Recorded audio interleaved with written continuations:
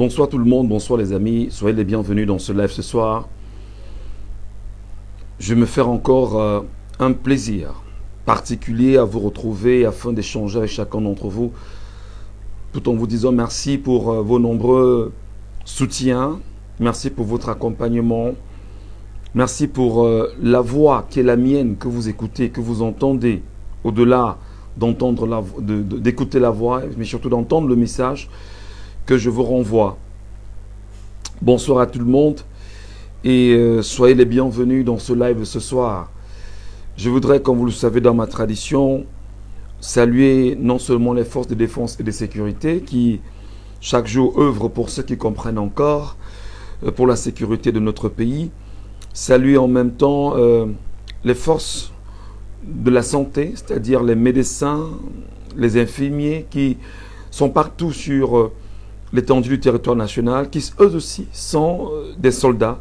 Saluer les journalistes, les confrères, qui sont des soldats de l'information et qui ont pour objectif au quotidien de mettre à la disposition du grand public des informations recoupées à bonne source, bien vérifiées, bien orchestrées, bien arrangées, mais surtout dire la vérité aux compatriotes, c'est le plus important.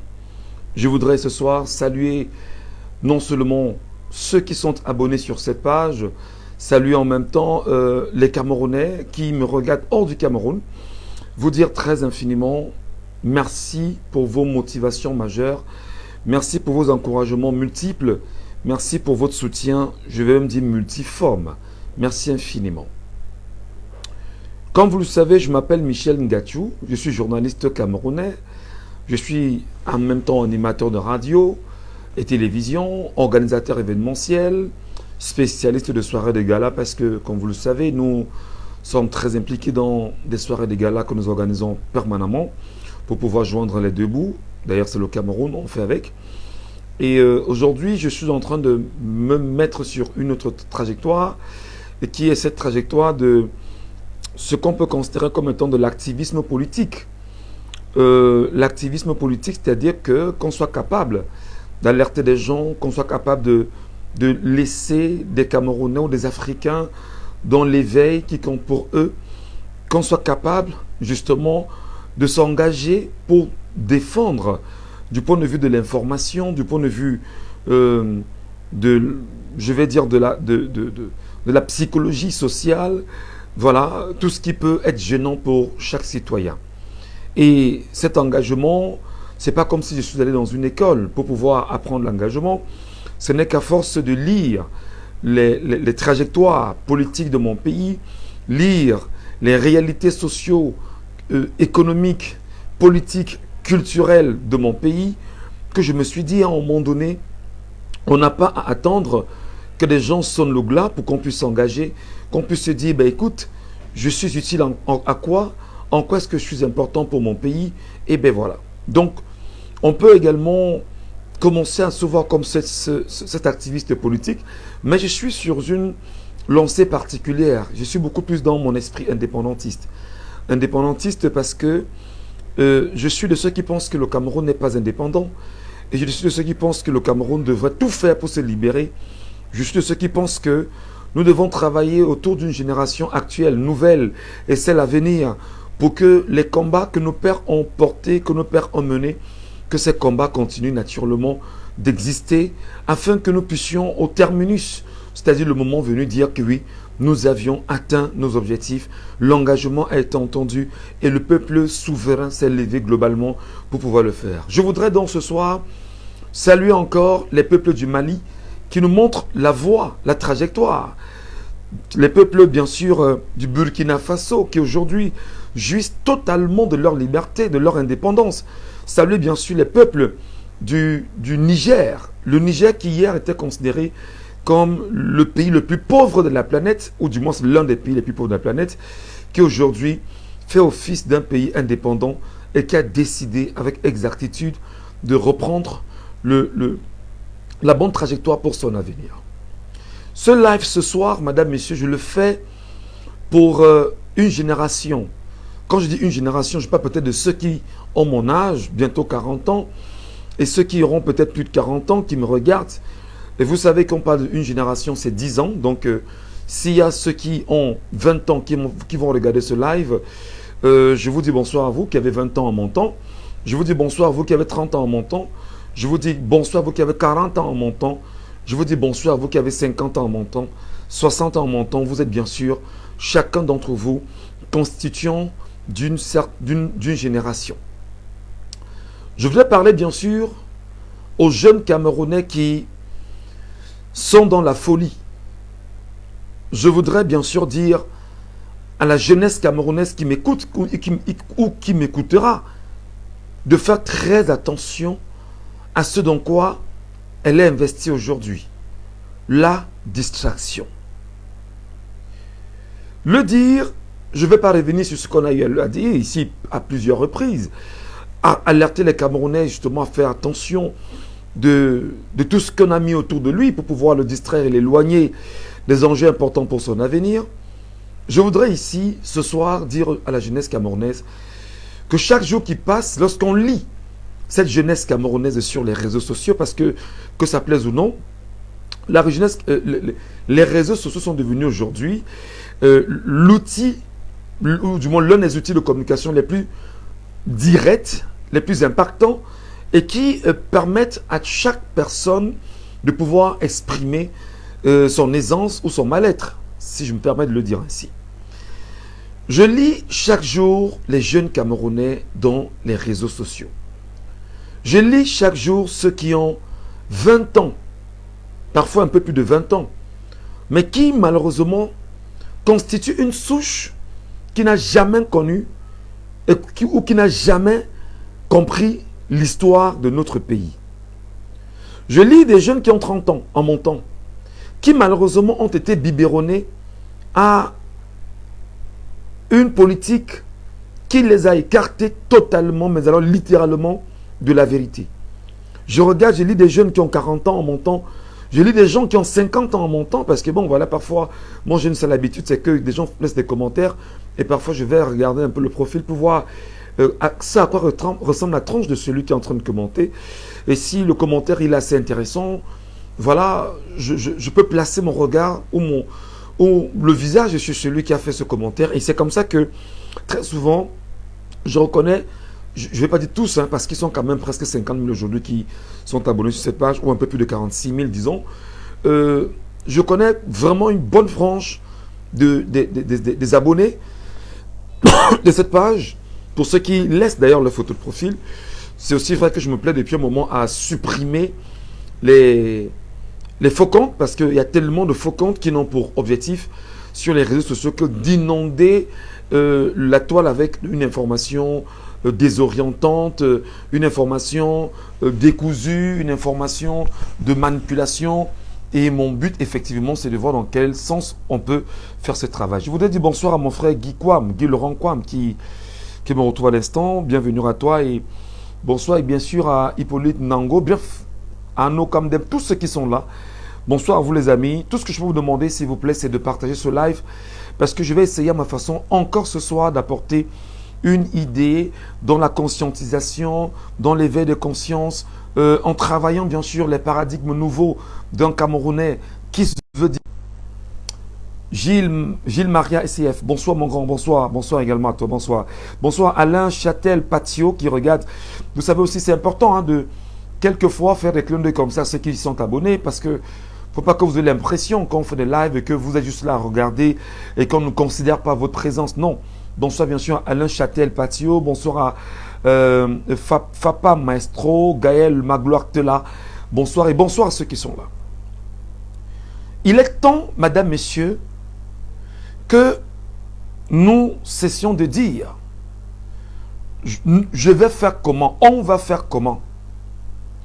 Il est temps exactement d'arrêter le langage qui est porté autour du découragement des Camerounais, qui en réalité tout le temps vous disent on va faire comment, on peut faire comment, ah on fait avec, vraiment c'est le pays, vraiment les choses sont comme ça, on ne peut rien faire. On va seulement faire avec. Je voudrais bien évidemment ce soir à travers ce live dire aux compatriotes, ce langage n'aide pas le peuple camerounais. Ce langage n'aide pas les jeunes qui chaque jour écoutent les parents qui disent « Nous, on va faire comment? C'est vous, battez-vous aussi. Nous, on a fait pour nous. » Non. Il est important, il est utile, il est urgent qu'un paradigme nouveau soit inscrit dans l'environnement camerounais. Il est important que nous changions le logiciel mental qui est le nôtre, qui voudrait effectivement que lorsque l'on est face à un problème, que l'on soit plutôt enclin au découragement qu'à poser un acte qui va probablement nous aider ou nous amener à trouver un changement. Ce langage qui est connu de tous les Camerounais, on va faire comment? Tout le monde le dit, hein, on va faire comment alors? On va faire comment? On va faire comment? On va faire comment? Et les Camerounais chaque jour le chantent. Pire, il y a eu cette situation malheureuse autour d'un artiste camerounais qui s'appelle Longuet Longuet, que je me permets de citer, qui à la suite d'une interpellation, on lui a retiré son passeport, ne pouvant plus aller jouer en Europe. Dit-il, il a eu des enfants en Europe qui voulaient bien voir, qu'il veut voir ses enfants grandir. Et les Camerounais ont amplifié cette expression. Je pense que peut-être le système en place a amplifié cette expression au point où on est rentré dans, on va dire, un jeu permanent où les gens vous diront « Ah, mon frère, dites à part là-bas, je veux voir mes enfants grandir. » Le rappeler simplement, c'est dire aux Camerounais que nos enfants ne peuvent grandir que si nous nous mettons ensemble et nous constituons des barrières autour de leur avenir. Les barrières autour de leur avenir veut dire quoi? Nous devons tout faire, génération d'aujourd'hui. Nous devons tout faire, jeunes Camerounais d'aujourd'hui. Nous devons tout faire pour être une barrière utile, une barrière importante, une barrière costaude pour pouvoir gérer la vie des enfants que nous accouchons aujourd'hui. Arrêtez de dire « Je veux voir mes enfants grandir ». Oui, ils vont grandir parce que vous aussi, hier vous étiez enfant. Vous aviez grandi aujourd'hui. Et vous aujourd'hui êtes des parents, vous avez donc l'obligation de tout faire pour que vos enfants puissent grandir bonnement. Dans cette même lancée explicative, je voudrais rappeler aux uns et aux autres que hier comme aujourd'hui, nous étions en dictature et chaque jour, les combats que mène le peuple camerounais donnent des ouvertures réelles. Aujourd'hui, on ne peut pas parler comme je parle aujourd'hui. Hier, on ne pouvait pas. Mais c'est parce qu'il y a eu des gens qui ont donné de leur vie. Il y a des gens qui sont morts pour la liberté de ce pays. Que voilà, nous prenons quand même le risque de nous dire, nous devons jouir du travail que nos pères, que nos aînés, de ce terrain que nos aînés ont balisé afin que nous soyons là aujourd'hui. Mais ils ont balisé le terrain. Qu'est-ce que nous faisons? Est-ce que nous devons être cette génération qui viendra plutôt détruire le travail que nos aînés ont porté, ou nous devons être cette génération qui viendra plutôt renforcer, baliser à nouveau ce terrain afin que les générations qui vont nous suivre disent que par ici sont passés nos pères. Par ici, nous allons écrire les pages du parcours de nos parents. Par ici, nous devons rendre hommage à nos parents et renvoyer et restituer leur histoire à la postérité. Dans ce discours que je tiens bien sûr ce soir, si vous voulez ce narratif, je tiens donc à dire aux Camerounais, mes chers compatriotes, sortez du cadre illégal que j'appelle bien sûr un cadre de la distraction, un cadre de la peur, un cadre de l'éloignement des valeurs, un cadre de l'inconscience, un cadre de l'inculture qui fait de vous des Camerounais sur qui on ne peut pas compter pour demain. Le dire en même temps, c'est demander à mon peuple, demander à mes compatriotes, demander à mes frères, demander à mes sœurs, quel que soit l'endroit où vous êtes, dans le Cameroun, hors du Cameroun, de faire un effort de vous remettre sur les rails de l'histoire du Cameroun. si vous l'avez constaté pour ceux qui me suivent permanemment, autant pour moi, je prends toujours la peine de rappeler que nous avons une histoire. Pas l'histoire écrite par le colon, pas l'histoire écrite par le vainqueur, mais nous avons une histoire qui est, qui sera et qui sera racontée à nos enfants. Cette histoire, faut-il le rappeler de façon succincte, nous repartons sur des années liées à la colonisation de notre pays. Et il est important que la jeunesse qui me regarde ce soir ou qui me regardera par la suite comprenne avec élégance que si nous nous trouvons dans la situation dans laquelle nous sommes aujourd'hui, où une jeunesse pense que c'est plutôt des gens qui n'ont jamais aimé ce pays, qui doivent continuer à tenir ce pays et à tenir cette jeunesse en captivité et en esclavage, j'appelle donc la jeunesse camerounaise à m'écouter. Jeune Camerounais, tu as 20 ans en montant. Tu as même 15 ans en montant. Parce que je vais demander aux parents aussi ici, trouvez le moyen de partager ce genre de live avec vos enfants. Trouvez le moyen de vous asseoir avec vos enfants et de dire, viens t'asseoir ici et écoutons le compatriote camerounais qui nous parle. Viens t'asseoir ici parce que je suis ton père, parce que je suis ton grand frère, parce que je suis ta grande sœur. Je pense qu'il y a des gens qui, parce qu'ils sont des journalistes, parce qu'ils ont accepté de s'investir dans le métier de la communication, que nous devons prendre la peine de les écouter permanemment. Je voudrais donc, pour ne pas m'éloigner du sujet, dire, jeunes Camerounais, jeunes Camerounais, jeunes Camerounais aujourd'hui tapis sur les réseaux sociaux, à jouer les intelligents, à jouer les méchants, à jouer, on va dire, au jeu de ceux qui te maintiennent dans ta situation. Je voudrais te rappeler, jeunes Camerounais, que ceux qui sont morts pour ce pays s'appelaient Oumiobe, Ernest Wandje, Roland Félix Moumié, pour ne citer que cela, parce que autour d'eux, il y avait encore, mais alors, une foultitude de Camerounais qui s'étaient engagés à libérer le pays au cours des années 50. Et dans cet engagement, le but pour eux, c'était de dire qu'ils voulaient l'indépendance de leur pays. Ils n'avaient, s'il vous plaît, pas 30 ans, parfois moins de 30 ans pour certains d'entre eux. Il est hors de question qu'aujourd'hui, que nous soyons loin de l'histoire de ces pères, que nous soyons loin du parcours que ces pères ont mis en place, du travail qu'ils ont élaboré, de l'engagement qui était le leur. Il est inconcevable qu'aujourd'hui, que toi, jeune Camerounais, que tu n'en saches pas assez. Je voudrais rapidement, je ne vais pas être long là-dessus, te rappeler que notre pays, le Cameroun, avant que l'Allemagne n'arrive ici en 1884, nous étions un pays normal, nous étions une terre africaine. Nous avions ce qu'on appelait les royaumes.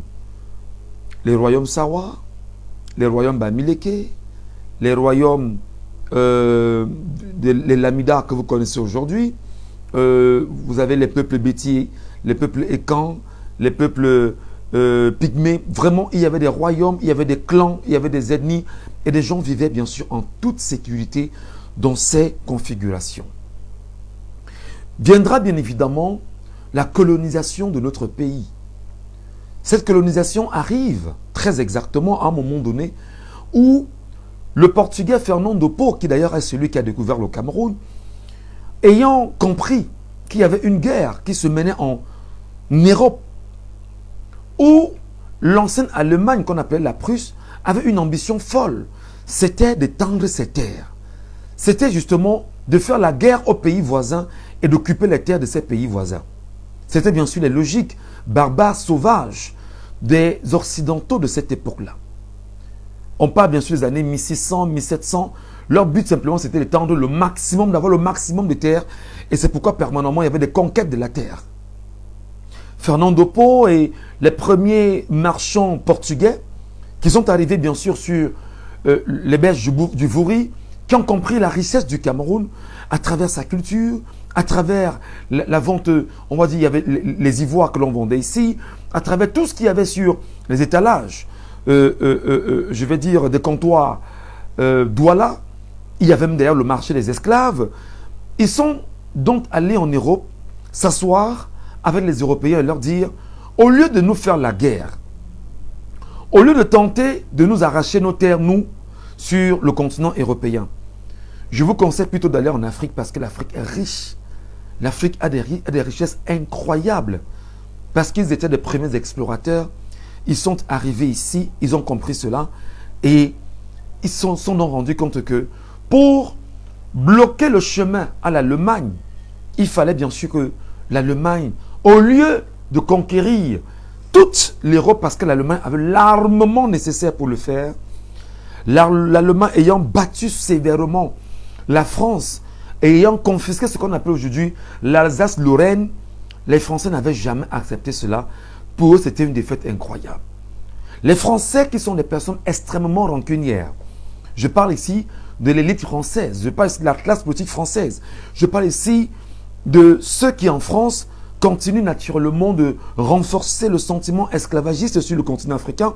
Pour eux, il était important de voir dans quelle mesure récupérer ce qu'on appelle aujourd'hui l'Alsace-Lorraine des mains de l'ancienne Prusse, c'est-à-dire l'Allemagne d'avant.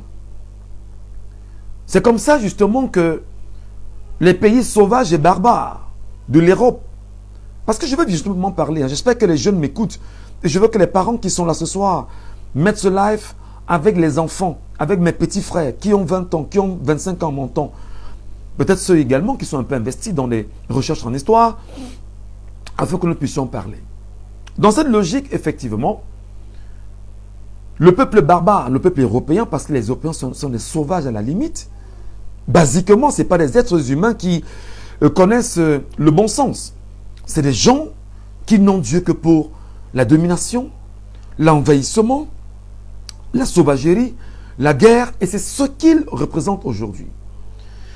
La preuve, les premières guerres du monde, ou la première guerre du monde, la première guerre mondiale, la deuxième guerre mondiale, la colonisation, le néocolonialisme, les guerres que vous connaissez un peu partout dans le monde, il y a toujours une main occidentale dans les guerres mondiales. Il y a eu donc ce que les gens ont appelé la conférence de Berlin, qui s'est tenue pendant une année, de 1884 à 1885. Cette conférence de Berlin a mis en place, on va dire, une conférence qui permettait à tous les pays européens, toutes les puissances européennes, de se mettre ensemble pour aller à la conquête du continent africain.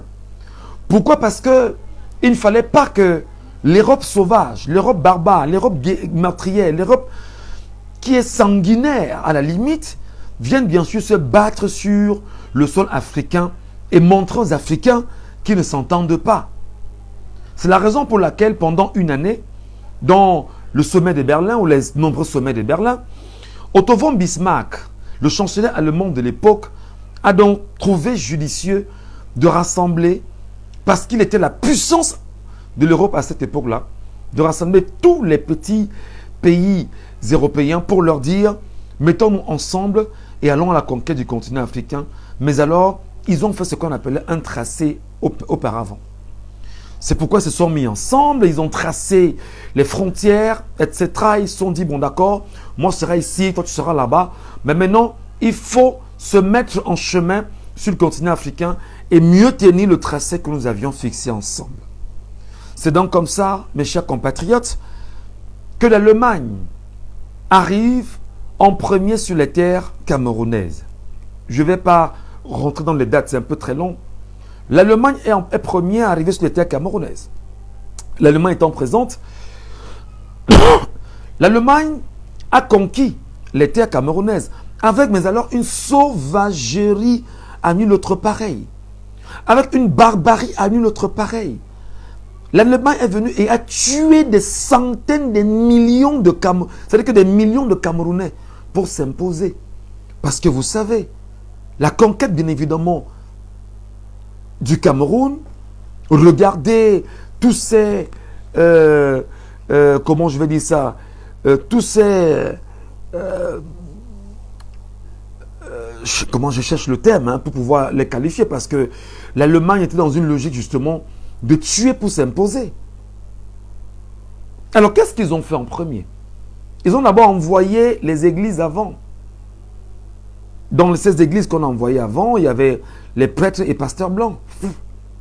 Dans cette communication des prêtres et pasteurs blancs, il fallait qu'ils arrivent en premier sur le continent africain, notamment au Cameroun, et qu'ils essaient d'aplanir les cœurs en leur disant: voici la Bible, voici la bonne parole, voici la bonne nouvelle, changez vos cœurs, aplanissez, etc., etc., etc., pour pouvoir sortir l'Africain du socle de la vengeance parce qu'on vient lui arracher ce qu'il a d'important. Pas des centaines de millions, non, c'est une erreur. Des millions de Camerounais, plutôt. Des millions de Camerounais. Ils ont tué, l'Allemagne a tué des millions de Camerounais. Oh, bon, peut-être, je m'excuse pour le langage, hein, peut-être pas des centaines de millions, c'est juste c'est une glissade comme celle-là, mais il y a eu les millions de Camerounais. Si on s'en tient bien évidemment au récit, au narratif fait par des scientifiques et des historiens qui font ce travail jusqu'à aujourd'hui, on vous parle des millions de Camerounais qui sont morts sous la domination allemande, parce que l'Allemagne devrait tout faire pour s'imposer. Dans cette logique, l'Allemagne a tracé les frontières du Cameroun. Tout le monde le sait. Allez taper bien évidemment Google, regardez les frontières du Cameroun établies par l'Allemagne.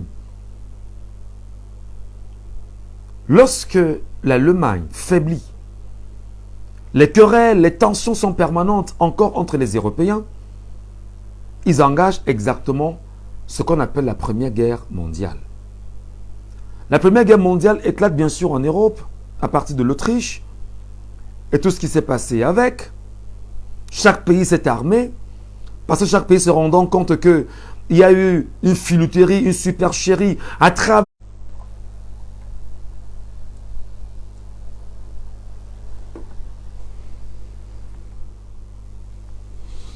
Excusez-moi, je pense que j'ai des petits soucis avec ma fibre optique ou mon wifi là. Je ne sais pas trop ce qui se passe en fait. Excusez-moi, vraiment.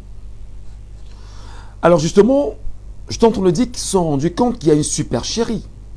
Une supercherie entre eux, occidentaux, arrivés sur le continent africain, ce n'était plus ça. Chacun voulait repousser les limites de sa frontière, avoir le maximum de terres, etc. Et bien sûr, l'Allemagne a fait ce travail en ayant son tracé sur les terres camerounaises. Je ne saurais dire que nous devons féliciter les Allemands d'avoir tracé le Cameroun. Non. Je veux simplement dire que dans ce qu'ils ont fait, ils ont permis aux Camerounais d'avoir ce qu'on appelle une terre, un pays. Et c'est pourquoi nous parlons aujourd'hui simplement des enclos coloniaux, basiquement. C'est-à-dire pour eux, il était important que l'on puisse cadrer une terre dans laquelle se trouve un homme ou des hommes que l'on va pouvoir mettre au service justement de ces pays occidentaux. Alors, il y a eu donc ce tracé, mes frères. Lorsque l'Allemagne paie la Première Guerre mondiale, les terres allemandes sont partagées entre la Grande-Bretagne, qui a mené la guerre aux côtés des Alliés, et la France également.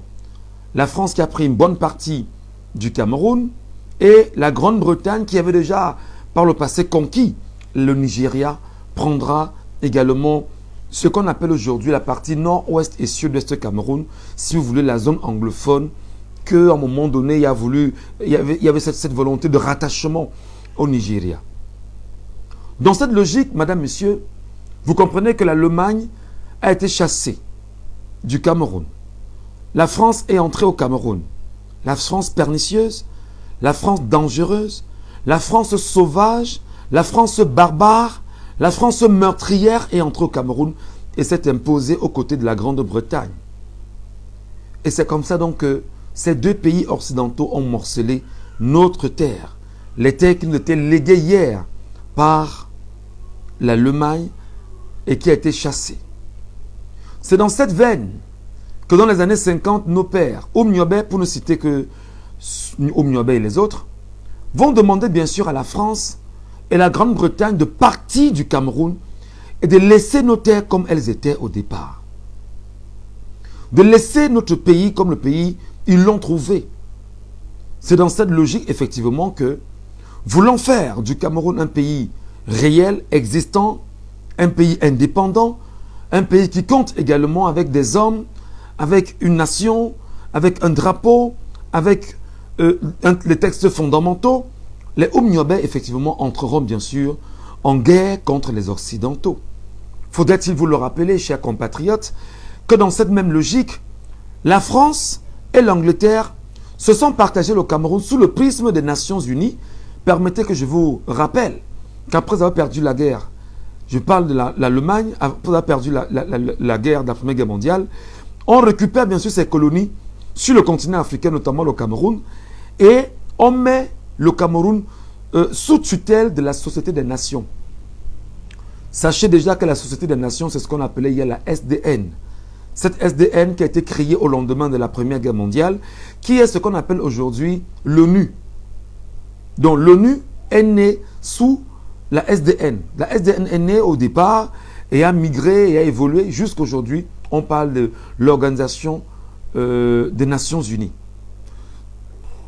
Et le Cameroun est mis sous tutelle de la SDN. Et on remet bien sûr entre les mains de la France et l'Angleterre, leur demandant de gérer et de rendre compte à la Société des Nations. Merci beaucoup, fils du planteur.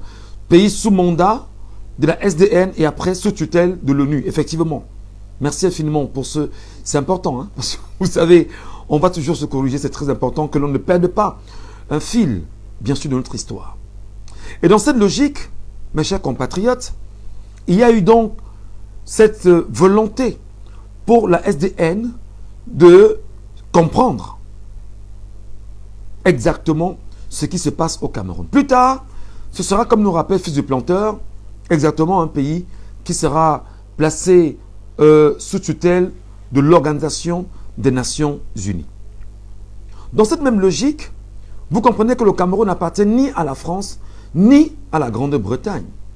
Le Cameroun appartient exactement aux Camerounais parce qu'il est encore sous tutelle de l'Organisation des Nations Unies. Donc le Cameroun n'appartient ni à la France, ni à la Grande-Bretagne. Par les manigances que vous connaissez de la communauté internationale, de la diplomatie internationale, par la force de la France qui hier, sous De Gaulle, tentait effectivement d'imposer sa loi un peu de partout, dit-elle, être une puissance mondiale, décider de ce que la France veut sur le continent africain et des pays qu'elle dit avoir conquis. De Gaulle, Charles de Gaulle va mener une lutte farouche contre les Camerounais. Et sachez-le, pas seulement contre le Cameroun, mais contre tout pays sur le continent africain qui tenterait de demander son indépendance. Cette indépendance qui va connaître, on va dire, un déclic au cœur des années 50, au cœur des années 50, en même temps, après la Deuxième Guerre mondiale, parce que les Africains qui sont allés délivrer la France de la Deuxième Guerre mondiale, à la suite de l'appel du général Leclerc, qui sillonnait bien sûr les Belges du Tchad, il y a ceci de particulier, qu'il y a eu ce qu'on appelait les tirailleurs africains. On les a sélectionnés au Sénégal, on les a sélectionnés au Tchad, on les a sélectionnés au Gabon, on les a sélectionnés au Cameroun, en Centrafrique, on les a sélectionnés vraiment dans tous les pays, entre autres, dits francophones, et ces supplétifs de l'armée française sont allés combattre pour délivrer la France de la Deuxième Guerre mondiale. C'est pourquoi l'expression connue de tout le monde, sans A, Paris serait pris, sans Afrique, Paris serait pris. Faut-il bien sûr remercier le poste Sédar Senghor, même s'il était, bon, pour tout ce qu'il a été pour la France. Pour lui, l'homme de la négritude qu'il avait rappelé, sans Afrique, Paris serait pris. Sans A, Paris serait pris. Donc l'Afrique est allée délivrer Paris. L'Afrique est allée délivrer naturellement la France. Et quand ils finissent effectivement cette Deuxième Guerre mondiale, ils demandent bien sûr à être payés. D'abord, ils ne sont pas payés. Je ne vais pas revenir sur l'histoire, c'est très long. Ils sont sauvagement tués par ces Français. On va revenir sur ce pan de l'histoire à un moment donné. Peut-être pas aujourd'hui. Voilà des naissances. Au niveau du Cameroun, vous avez des gens comme Onyobé qui ont compris très vite avec, on va dire, une faction de la CGT au Cameroun, qui était une action syndicale ici, et qui permettait bien sûr aux travailleurs de revendiquer leurs droits, etc. Onyobé est bien sûr en avant-garde là-dedans. Et plus tard, ils vont se mettre ensemble dans un bar ici à Douala et se dire, n'est-il pas important de créer un parti politique? Et c'est comme ça qu'ils vont mettre sur pied ce qu'on appelle l'Union des populations pour le Cameroun, entendez, l'UPC. L'UPC naîtra et l'UPC connaîtra, on va dire, l'adhésion de tous les Camerounais. La France sauvage sous De Gaulle, la France sauvage sous Pompidou, la France sauvage sous Valéry Giscard d'Estaing, la France sauvage sous François Mitterrand, la France sauvage sous Jacques Chirac, la France sauvage sous Sarkozy, la France sauvage sous François Hollande, la France sauvage aujourd'hui sous Emmanuel Macron s'engagera à tuer littéralement, à effacer tout élément de nationalisme, bien sûr, au Cameroun. Philippe Planteur, merci, qui nous dit 10 avril 1948, dans un café-bar, voilà, chez Assalé. Merci infiniment, cher frère. Le 10 avril 1948, naîtra bien sûr l'UPC. La France a décidé effectivement de tuer tous ces Camerounais qui avaient compris que le plus important pour eux était, croyez-moi, l'indépendance du Cameroun. Et ils sont morts en tant qu'indépendantistes. Aujourd'hui, le Cameroun traverse des moments sombres de sa vie. La France se rendant compte effectivement qu'elle avait commis des crimes odieux. Souvenez-vous du napalm déversé sur les pays bamileke, ayant tué au moins 1 million de bamileke. D'ailleurs, les témoins sont encore là. Les archives sont gardées secrètes, défense, par l'armée française. Mais heureusement, il y a eu des fuites déclarées par Mesmer, lui-même d'ailleurs. Ils ont versé du napalm sur le pays bamileke, parce que le pays bamileke était un pays très farouche à la colonisation. Très farouche à la colonisation. Et le but pour eux, c'était de décimer le peuple bamileke. La France quittera bien sûr le Cameroun avec une colère. On a laissé des gens qui vont rester dirigés comme nous voulons, parce que nous les avons formés. Mais il y a un peuple que nous n'avons pas pu décimer, c'est le peuple bamileke, qui, pour reprendre les propos du colonel Lamberton, qui écrira plus tard, nous quittons le Cameroun avec un caillou dans la chaussure, c'est le pays, c'est le peuple bamileke.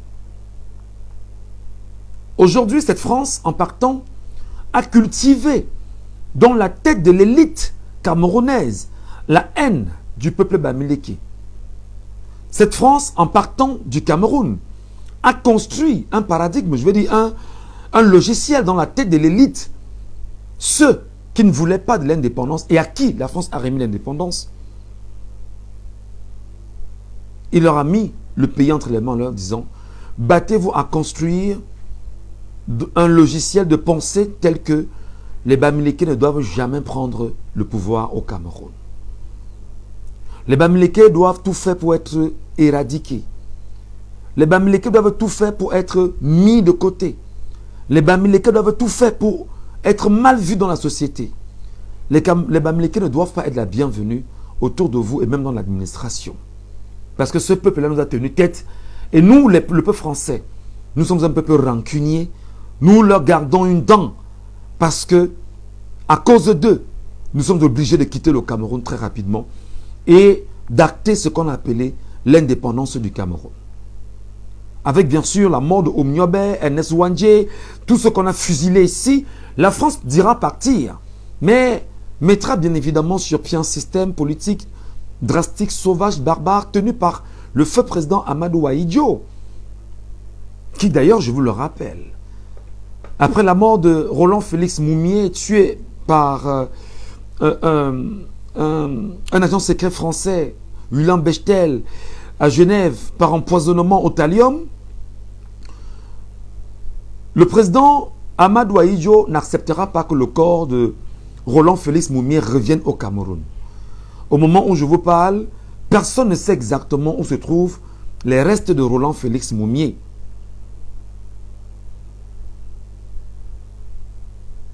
Merci beaucoup, fils du planteur. Merci beaucoup, mon cher compatriote, pour ce rappel. Vous savez, l'histoire est vaste, hein? Il faut bien sûr la raconter tout le temps. Il nous dit, en 1902, l'Allemagne envisageait exterminer les Bamileke. Merci beaucoup, frère. Donc, ce n'est pas une affaire nouvelle. Les Bamileke ont toujours été un peuple de guerriers. Je voudrais bien sûr rappeler qu'avant que qu'on ne fasse la découverte du Cameroun, le peuple Bamileke fabriquait déjà des armes à feu. Le peuple Bamileke fabriquait déjà des armes à feu. La preuve aujourd'hui, quand vous regardez en pays Bamileke, quand il y a toutes les célébrations dans les chefferies, il y a des armes à feu qui sont tenues par les soldats. Alors, quand un Bamileke viendra à la tête du Cameroun, le ciel aura sa vraie couleur. Bon, là n'est pas le débat. On est en train de poursuivre dans l'éducation que nous faisons ce soir. Et merci encore compatriotes qui apportent leur bonne contribution. On va vous lire au fur et à mesure pour pouvoir au mieux recadrer des choses. Le but justement, c'est de garder dans les têtes des Camerounais que ben non, les Bamileke, c'est des gens qu'il faut exterminer. Les Bamileke, c'est des gens qui sont dangereux. Parce que le Bamileke savait créer l'arme. L'arme, ce qu'on appelle entre nous, le to. Le Bamileke savait le créer avant l'arrivée même de Fernand Dopo au Cameroun. Le peuple Bamileke le faisait déjà. Fabriquer des armes à feu. Ils se sont rendus compte que c'est avec les armes à feu du peuple Bamileke que le peuple Bamileke a suffisamment tenu tête à la France coloniale au Cameroun et a tué, mais alors tué des Français incroyablement. Mais seulement, le peuple Bamileke peut fabriquer des armes, mais n'a pas suffisamment d'outils. C'est dans cette quête-là, effectivement, que l'autre faction de l'UPC entrera en guerre. Et des gens en interne iront donc acheter des armes, soit aux Russes, soit aux Chinois, soit aux Européens, pour venir mener la guerre contre la France au Cameroun. Vous comprenez, mes chers compatriotes, que la France n'a jamais été amie du Cameroun. La France est extrêmement dangereuse pour le Cameroun. La France n'a rien d'autre, pour reprendre les expressions de Jules Ferry. La France n'a pas d'amis, elle n'a que des intérêts. Donc le Cameroun pour la France est un précaré, entre autres, si on peut l'appeler ainsi, qu'elle pense qu'elle ne devrait jamais s'en séparer. Et dans cette logique, aujourd'hui, mes chers compatriotes, Amadou Ahidjo, je le rappelais à l'instant, n'a pas permis, après que l'on ait tué Roland Félix Moumié, que le corps de Félix Moumié revienne au pays. La preuve, lui-même, Amadou Ahidjo, est mort hors du Cameroun, à Dakar précisément. Son corps n'est jamais revenu au Cameroun.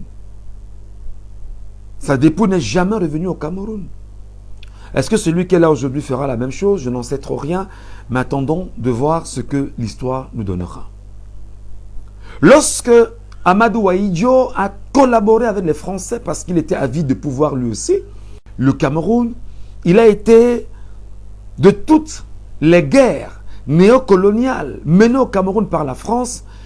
Amadou Ahidjo, se sentant bien sûr à l'étroit à un moment donné, lorsque le président, ancien avocat de Roland, de Ernest Ouandjé, décidera de venir au Cameroun pour le procès Ouandjé, Amadou Ahidjo ne lui donnera pas l'occasion d'atterrir au Cameroun et le chassera. Quelques années plus tard, c'est cet avocat qu'Amadou Ahidjo. Non, le corps de Roland Moumié n'est pas à Conakry, fils du planteur. Le corps de Roland Moumié a disparu du cimetière de Conakry. Souviens-toi.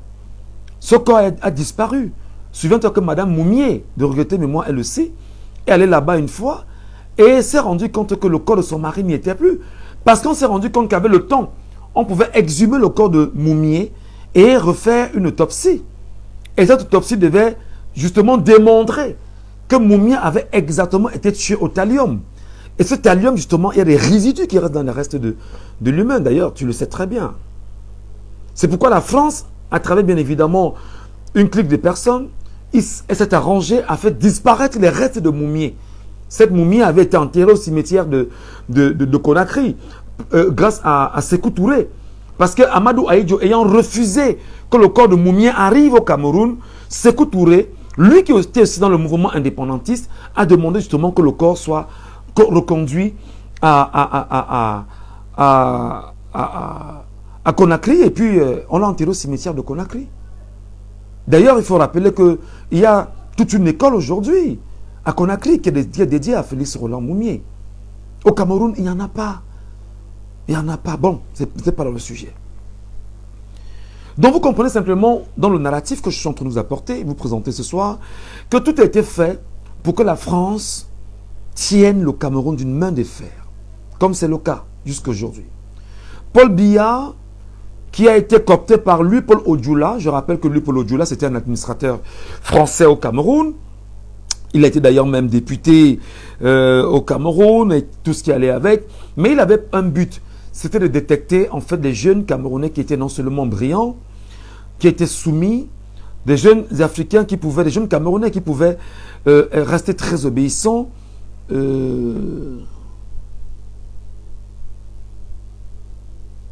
Oui, on parlera d'Abel Kingé. C'est très important, Abel Kingé, qui est mort hors du Cameroun aussi, qui d'ailleurs était le seul indépendantiste qui n'est pas mort hein, sous le coup de la tuerie et de la barbarie française. On en reparlera.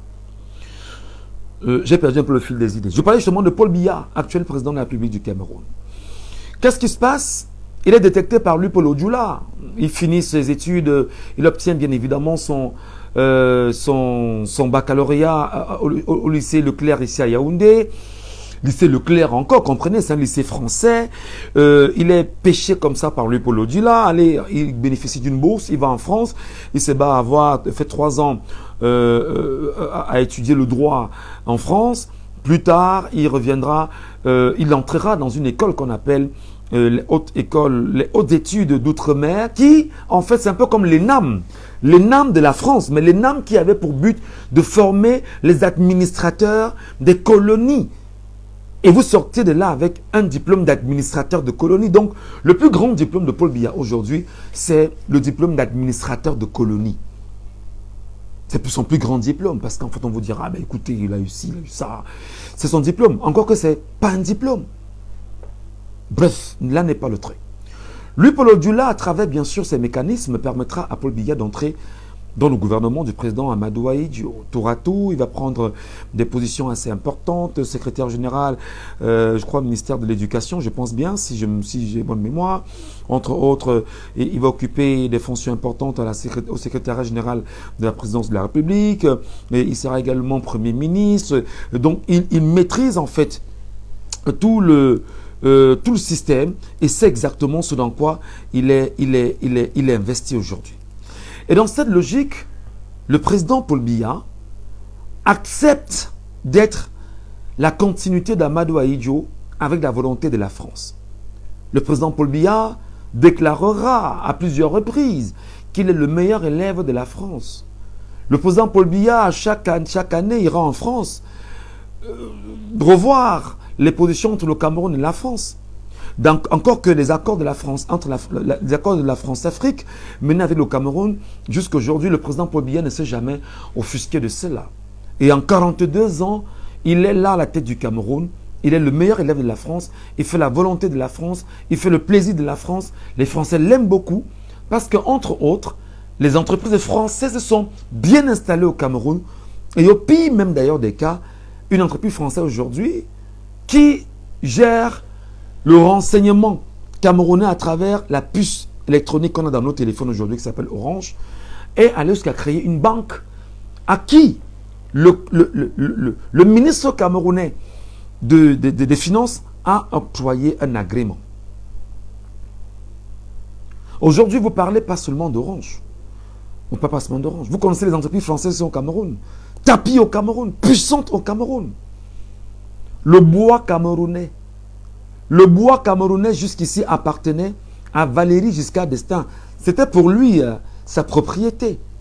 Mais sa descendance continue de gérer. Et il y a un Camerounais aujourd'hui qui gère le bois camerounais, qui est un truand du bois camerounais que tout le monde connaît très bien, que les Français aujourd'hui se battent à tout faire pour faire de lui le prochain président de la République du Cameroun. Parce qu'en fait, il ne faut pas perdre les acquis de la France au Cameroun. Je ferme cette page. Je reviens avec les compatriotes camerounais. Ils sont très nombreux sur les réseaux sociaux qui ne comprennent même pas l'histoire de ce pays. Ils sont très nombreux sur les réseaux sociaux qui ont été cooptés par le Rassemblement démocratique du peuple camerounais, le parti de M. Paul Biya, qui n'est que le parti de l'opposition de la France, créé et laissé au Cameroun, qui n'est que, c'est-à-dire que, qui a pour ancêtre l'UNC. L'UNC, en fait, c'était le parti unique qu'on avait au Cameroun sous Amadou Ahidjo. Il n'y avait pas de multipartisme. Lorsque Amadou Ahidjo est mort, enfin, est parti du pays, 2 ans après, Paul Biya a créé en 1985, ou 3 ans après, je pense bien, en 1985, le RDPC à Bamenda, en 1985. Et les textes rappellent effectivement que le RDPC naît de l'UNC. C'est encore écrit noir sur blanc. Allez lire. Tapez sur Google, texte du Rassemblement démocratique du peuple camerounais. Les premières phrases sont là. Naissantes exactement de l'UNC. Et dans cette logique, qu'est-ce qu'il faut donc faire? Il faut que Paul Biya vous dise après, à la suite justement des années 90, ou à la faveur, hein, on va dire, du vent de l'Est qui est en train de souffler, on demande exactement aux gens de voir dans quelle mesure il faut libérer les peuples, qu'il y ait la démocratie. Là, ce sont les Nations Unies qui font ce travail. Et la France se rendant compte effectivement qu'elle a encore une main mise sur le continent africain, qu'elle n'est jamais partie, notamment au Cameroun, va également réunir en France des chefs d'État de la France-Afrique au sommet de la Bolle. Et là, c'est ce sommet organisé par François Mitterrand qui va laisser des injonctions aux pays présidents africains, parmi lesquels Paul Biya, en leur disant « Allez enseigner la démocratie dans vos pays ». Et super chéri des super chéris, Paul Biya vous dira plus tard « Je voudrais que l'on retienne de moi que je suis le président qui a ramené la démocratie au pays, au Cameroun. » Il n'y a jamais eu de démocratie au Cameroun. Il est venu en disant que non, multipartisme. Effectivement, en tant que bon élève de la France, il savait qu'il fallait venir ici multiplier la création des partis politiques que l'État devait financer. Et cet État a financé plusieurs partis politiques, dit-on, nés à la suite de ce vent de l'Est qui a soufflé, nés à la suite des années de braise, de 1990. Effectivement, on vous dira, eh bien, écoutez, allez, démocratie, mais une démocratie encadrée, une démocratie épinglée, une démocratie qui reste encore, on va dire, cadenassée par le système régnant. Et dans cette même logique, les amis, nous essayons bien évidemment de dire à mes compatriotes, de dire à nos compatriotes qui nous regardent, chers jeunes Camerounais, vous ne comprenez même pas votre pays. Chers jeunes Camerounais, vous ne comprenez pas où se situe exactement le combat.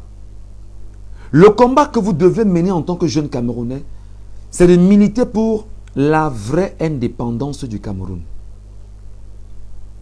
La vraie indépendance du Cameroun.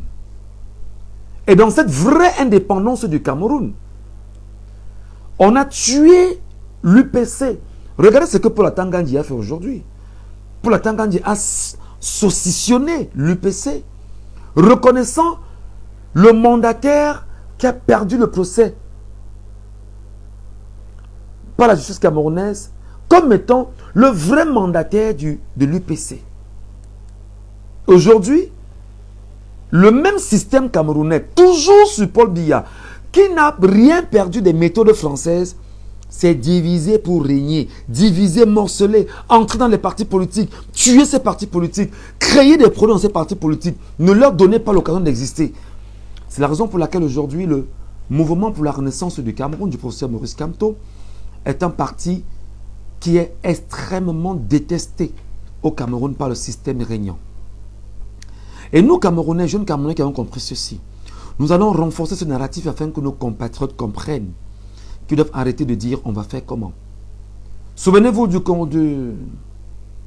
de la rencontre du professeur Maurice Kamto à Paris. C'était quand, là, les amis? Rappelez-moi un peu la date. Il y a eu un sommet qu'il a fait à Paris après qu'il soit sorti de prison et tout ça.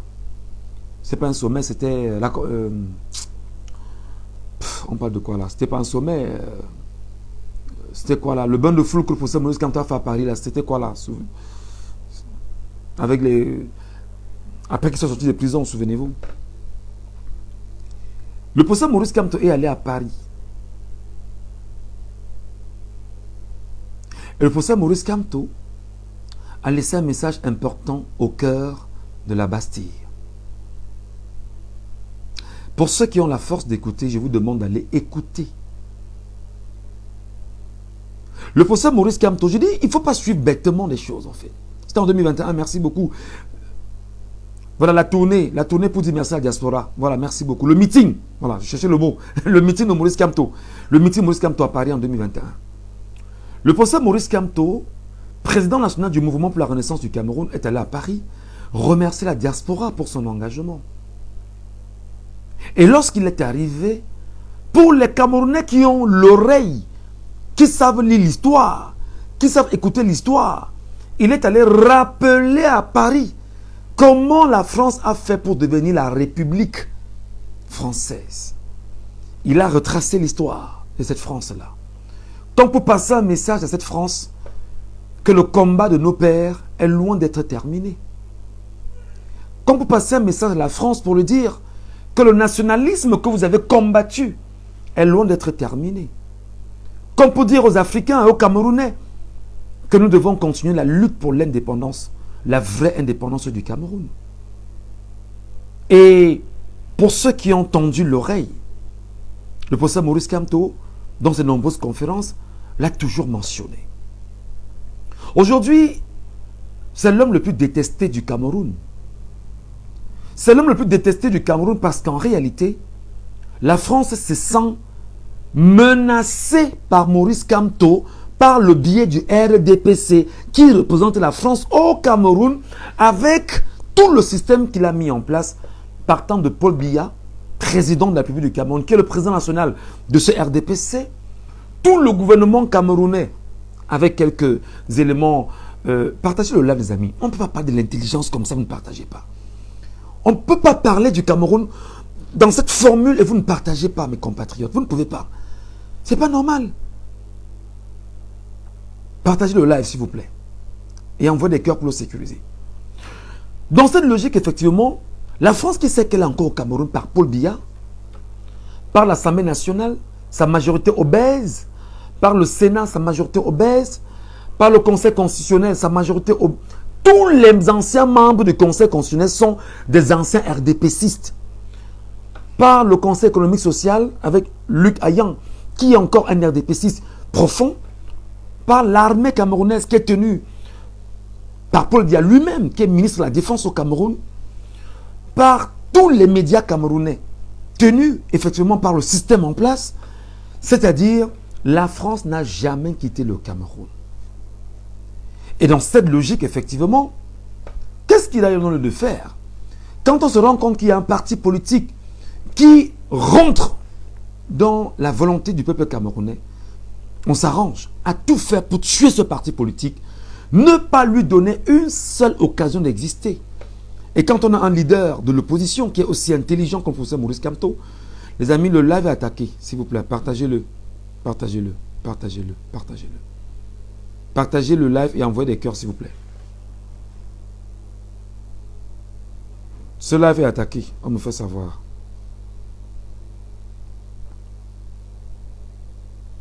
Ce live est attaqué, on me fait savoir.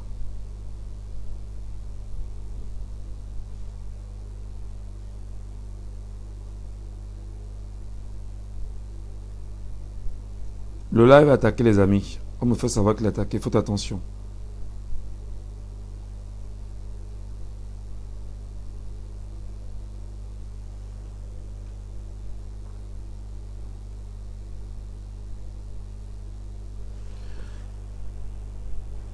Aujourd'hui, Maurice Kamto est l'homme le plus détesté du Cameroun.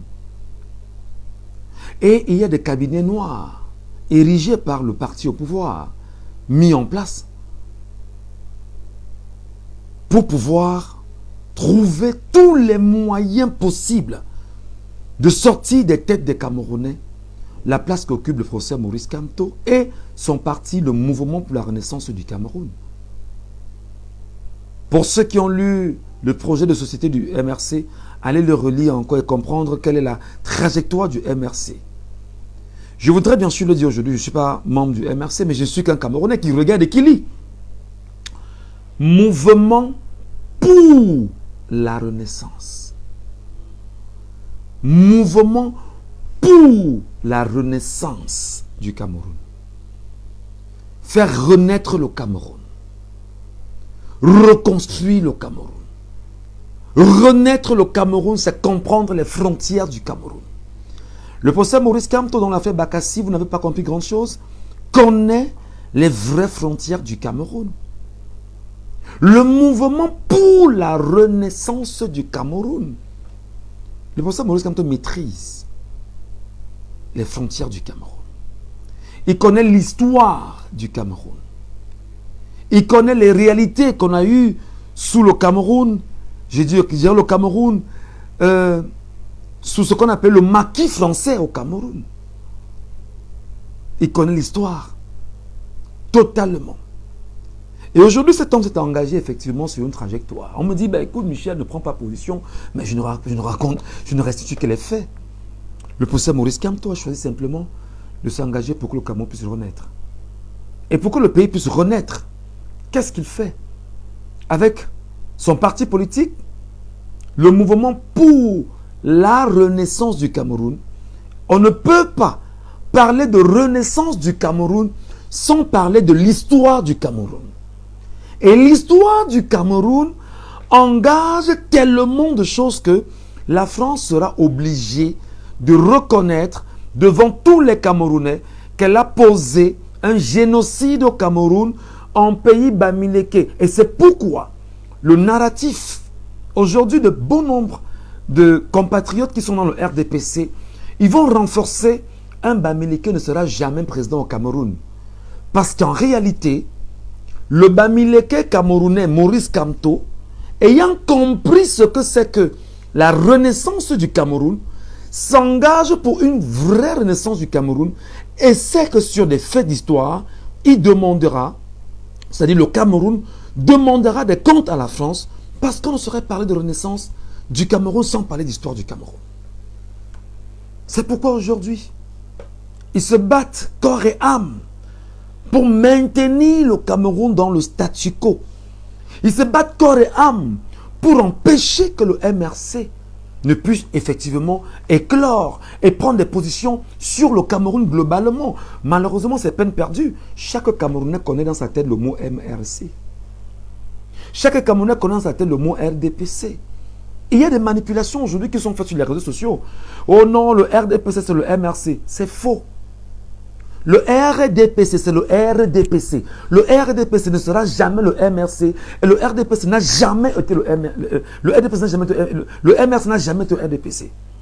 J'espère qu'en vous recadrant comme c'est le cas, vous comprendrez pourquoi nous on fait un travail sur les réseaux sociaux de tenter de ramener les Camerounais sur des sentiers de la vérité. Oh ben non, Maurice Kamto a servi le même régime. Oui, effectivement. Maurice Kamto était dans un cabinet en France où il travaillait. Encore dans la même fameuse France. Mais il était avocat. Il maîtrisait bien évidemment comment monter un dossier pour le problème Bakassi. Paul Biya est allé le chercher en France, l'a ramené au Cameroun. Et lui, malgré les réalités connues justement entre la France et le Cameroun, qu'est-ce qu'il fait? Bah, à l'époque, il ne peut rien faire. Il n'est qu'un simple Camerounais, un simple enseignant qui maîtrise l'histoire de son pays, mais qui sent qu'il a les bras liés. Mais son ambition reste encore cette ambition-là, de voir dans quelle mesure est-ce qu'on peut libérer le Cameroun. Et dans cette logique, effectivement, le professeur Maurice Kamto travaille pour le régime en place, pour la libération de Bakassi. projet qu'il a très bien réussi. La rétrocession de la péninsule de Bakassi a été faite au Cameroun et la paix a été retrouvée entre le Cameroun et le Nigeria. On ne saurait encore parler de renaissance du Cameroun sans revenir sur le problème Bakassi. Être capable d'expliquer aux Camerounais ce qui s'est passé entre le Nigeria et le Cameroun et éduquer les masses d'aujourd'hui et les masses de demain. C'est donc cette peur de la France au Cameroun, par le biais de Paul Biya et tout le rassemblement démocratique du peuple camerounais, tout le gouvernement camerounais, toutes les institutions camerounaises mises en place et contrôlées par Paris. Et l'argent que Paris nous confisque, dit nous confisquer d'ailleurs, qui n'est qu'un papier, qui n'est pas une monnaie, et qu'on met à notre disposition et laissant croire que nous sommes un pays normal, que la France fait tout ce qu'elle peut pour pouvoir diluer la communication du professeur Maurice Kamto et ne pas laisser le professeur Maurice Kamto d'aller plus loin dans son travail. C'est pourquoi nous, Camerounais aujourd'hui, journalistes et surtout activistes politiques et indépendantistes d'une certaine manière, nous continuons d'apprendre, nous continuons d'observer, nous continuons de regarder, nous continuons d'analyser et nous comprenons qu'il y a des gens aujourd'hui tapis sur les réseaux sociaux comme Armand Noutak, je vais encore le citer, permettez que je le cite. C'est un piètre personnage qui ne mérite pas, mais on va le faire. Il n'est pas seul. Il y a une clique de personnes autour de qui il travaille et qui ont pour objectif de diluer la communication du MRC, de désacraliser les actes posés par les Camerounais qui se retrouvent dans le combat pour la liberté du Cameroun par le MRC et qui aujourd'hui n'ont pour mission que de renforcer sur les réseaux sociaux un narratif de découragement des Camerounais à regarder vers les objectifs, la mission, le message, l'enseignement du MRC. Et dans cette logique, effectivement, des gens comme Armand Noutak font bien ce travail. Ils ne sont pas seuls d'ailleurs. Il y a des cabinets noirs gérés par le système en place où des gens créent des faux profils tous les jours. Le but, justement, pour eux, c'est d'arriver sur les réseaux sociaux, créer des problèmes, insulter, vous exciter à vous désorienter de l'essentiel. C'est-à-dire, vous savez que lorsque vous êtes en colère contre quelqu'un, vous voulez forcément en découdre avec lui. Mais cette personne est virtuelle. Vous ne la voyez pas. Vous ne la connaissez même pas. C'est un faux profil qui s'exprime. C'est un faux profil qui vous provoque. C'est un faux profil qui parle. C'est un faux profil qui ne vaut rien. C'est un faux profil en réalité qui n'est là que pour te mettre mal à l'aise et voire même te convaincre que tu es sur le mauvais chemin. C'est pourquoi moi aujourd'hui je ne m'en cache pas de dire que je verrouille et je ferme les faux profils de ma page. Et qu'est-ce qu'ils vous disent après? Oh ben non, tu n'es pas prêt pour pouvoir accepter un débat sérieux. Parce que nous on a su aujourd'hui comment détecter les faux profils. Le faux profil ne te donnera jamais des arguments convaincants. Il est dans la provocation, il est dans l'attaque, il est dans le dénigrement. Par contre, les Camerounais peuvent s'asseoir aujourd'hui et dire faisons le bilan de 42 ans de Paul Biya. D'ailleurs, permettez que moi je le pense humblement. Et je respecte Paul Biya en tant qu'être humain. En tant que, permettez peut-être le mot grabataire n'est pas méchant. Son âge, c'est pas un âge. Quand on a la chance d'avoir son âge, c'est une grâce de Dieu. Mais permettez que je dise que son bilan est nul et de nul effet. Et dans ce bilan qui est nul, N-U-L, je le dis sans embâche, il a régressé, il a fait régresser au pays sur 60 ans en arrière. Je ne vais pas revenir sur ce que Amadou Ahidjo lui a laissé avant de partir. Et ce que lui-même il va laisser au Cameroun avant de partir. Si tu as laissé 10 et qu'un gars revient laisser 2 en partant, c'est-à-dire que le gars ramène le pays en arrière. À tous les niveaux, hein. C'est pas à tous les niveaux. Donc si au moins il a laissé, s'il a vu 10 choses qu'Amadou Ahidjo avait laissées, et qu'en partant on dira qu'à part lui il y a eu 20 autres ou 25 autres, on comprendra qu'il y a eu une croissance. Mais loin de ça, le pays n'évolue pas. Le pays est en régression totale. Bref, fermons cette page. Revenons donc dire aux Camerounais, arrêtez de dire tout le temps, on va faire comment? On va faire comment? On va faire comment? Il faut d'abord aller vous inscrire massivement sur les listes électorales. Il faut d'abord prendre la peine, toi qui es jeune, d'aller t'inscrire sur la liste électorale. Et est-ce que tu sais que ces gens du RDPC vont te dire tout le temps, oh ben non, Elecam est une affaire du système. Le système contrôle Elecam. C'est vrai. C'est vrai, Paul Biya contrôle Elecam. Mais Paul Biya ne contrôle pas tous les Camerounais. Paul Biya ne contrôle pas 32 millions de Camerounais. C'est ce que vous ne comprenez pas. Paul Biya ne contrôle pas 32 millions de Camerounais. La preuve, ce n'est pas Paul Biya qui me dit de penser comme je pense où je suis assis ici. Ce n'est pas Paul Biya qui m'oblige à penser comme je pense que je suis assis ici. Non. Paul Biya ne contrôle pas 32 millions de Camerounais. Paul Biya contrôle l'administration camerounaise. Pas les Camerounais.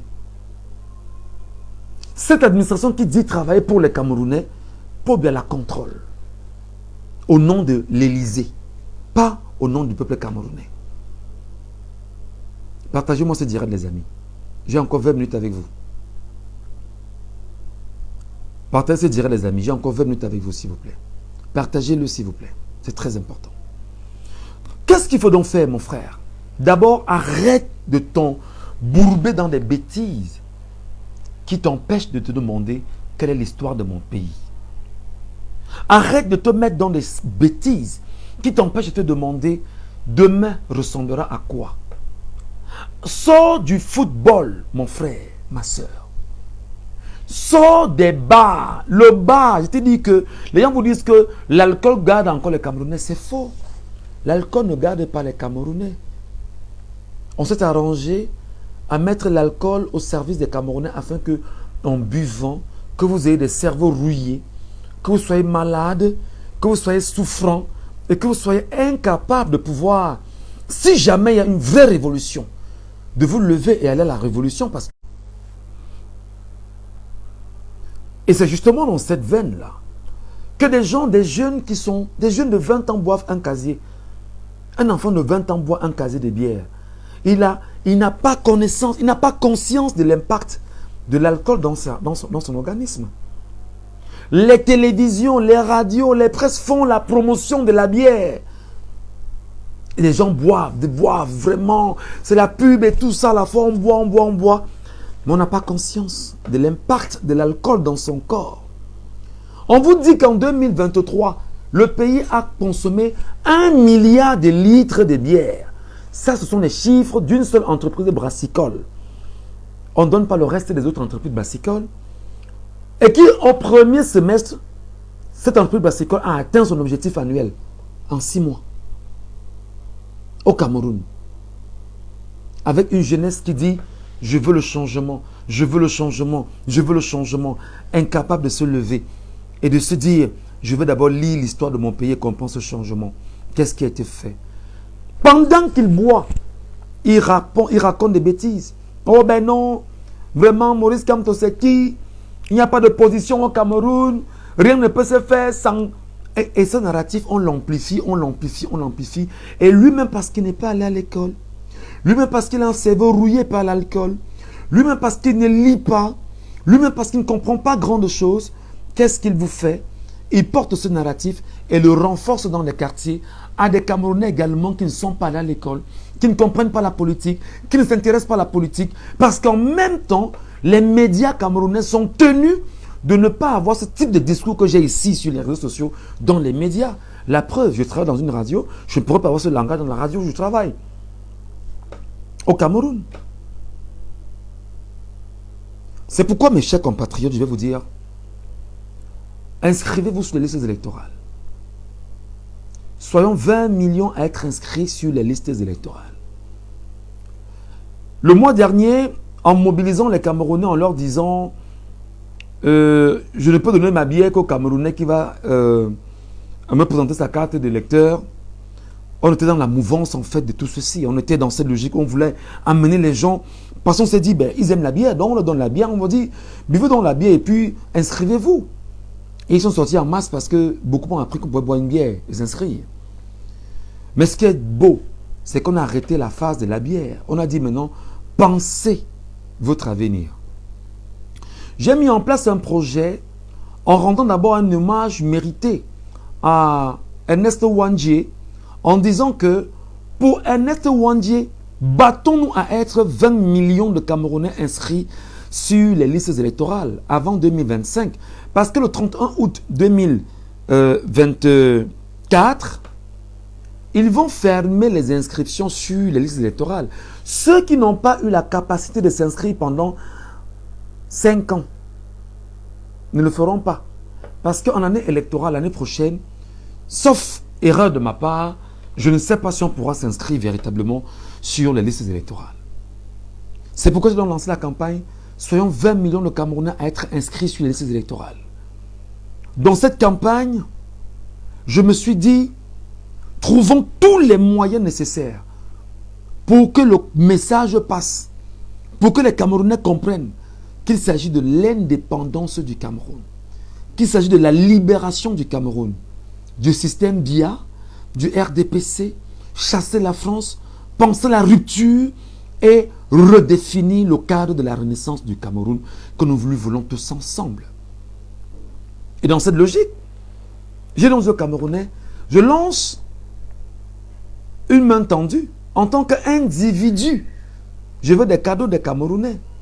Donnez-moi seulement chacun, pour les Camerounais de la diaspora qu'on a frustrés, que le même système RDPC, BIA et tout ce qui passe avec, frustre dans la diaspora, ne permet pas à ces Camerounais qui sont hors du Cameroun de s'inscrire en imposant à ces derniers de leur amener la carte de résident qui n'a jamais été inscrit dans le code électoral, encore voire même dans la constitution du Cameroun.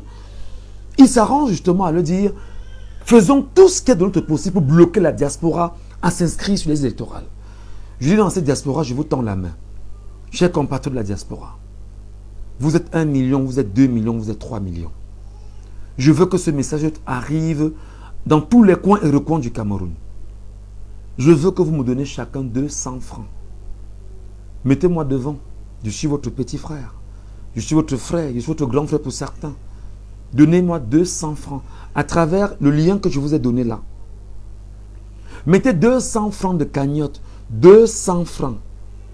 Parce que j'estime que si vous êtes 2 millions de frustrés et qu'on rassemble 200 francs de 2 millions de frustrés, ça fera 400 millions. Et si on achète une moto qui coûte 500 000 francs au Cameroun, pour 360 Camerounais dans 360 communes d'arrondissement du Cameroun, dans la mouvance de la communication, d'amener les Camerounais à s'inscrire massivement sur les listes électorales, le message passera. Premièrement, le lien est là. Le lien est là. Où tu partages cela. Voilà le lien. J'ai épinglé le PayPal et j'ai épinglé justement les numéros Orange et MTN pour Momo et OM au niveau du Cameroun. 200 francs. 200 francs. C'est même pas l'argent d'une bière. Si vous êtes 2 millions à rassembler 200 francs, ça fait 400 millions de francs CFA.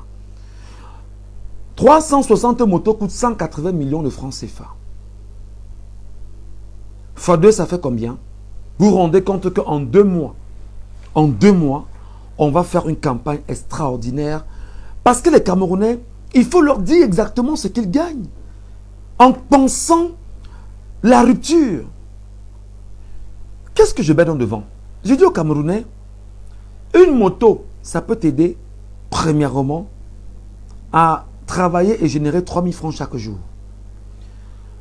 Ces 3 000 francs chaque jour te font 90 000 francs à la fin du mois. Si tu les épargnes, ça te fera 900 000 francs en 10 mois. C'est-à-dire que tu auras la capacité encore de pouvoir acheter une nouvelle moto dans la mesure du possible et avoir 2 motos. Sachant que la première a été amortie pendant 1 année et qu'elle peut encore rouler peut-être pendant 6 mois. Et tu la revends. Les 90 000 francs par mois peuvent te permettre de les épargner, d'assurer la scolarité de tes enfants plus tard. Les 90 000 francs peuvent te permettre de manger. Les 90 000 francs peuvent te permettre de payer tes quittances d'électricité que vous n'avez même pas déjà. Les 90 000 francs peuvent te permettre, entre autres, de t'acheter un médicament que tu n'as même pas.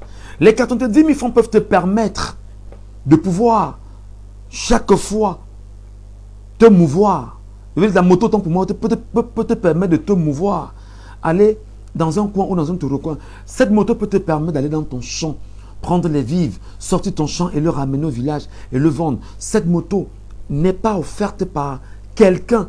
Cette moto est offerte par une communauté. C'est la communauté des Camerounais qui ont été frustrés et qui désormais, pour cette communauté qui est en Europe et dans les diasporas globalement, que ce soit en Europe, que ce soit en Asie, que ce soit, je ne sais pas trop, en Antarctique, je dis n'importe quoi, cette communauté devait se mobiliser pour dire, j'envoie mes 200 francs. La communication que nous faisons, je donne aux Camerounais, toi qui es en Europe, prends la peine, toi qui es, je ne sais pas trop, dans la diaspora, prends la peine, appelle tes frères du village. Parce que tu peux proche de ton village, de ta famille. Appelle-les, tu leur dis, combien de personnes à la maison n'ont pas de récépissé et inscrits sur une liste électorale? Tu appelles un petit frère ou une petite soeur ou un grand frère ou une grande soeur qui est en qui tu as confiance. Tu lui dis tonton ou tontine ou mon frère ou ma soeur, rassemble-moi 10 personnes. Parce que nous sommes 2 millions ici de frustrés. Rassemble-moi 10 personnes là-bas au pays et vous allez vers les CAM. Rassure-toi que les 10 personnes soient inscrites sur une liste électorale. Est-ce que je peux t'envoyer un peu d'argent pour que tu puisses les rassembler et le faire? D'accord. Tu passes le message aux 10 personnes. À travers un forum WhatsApp que tu vas mettre en place.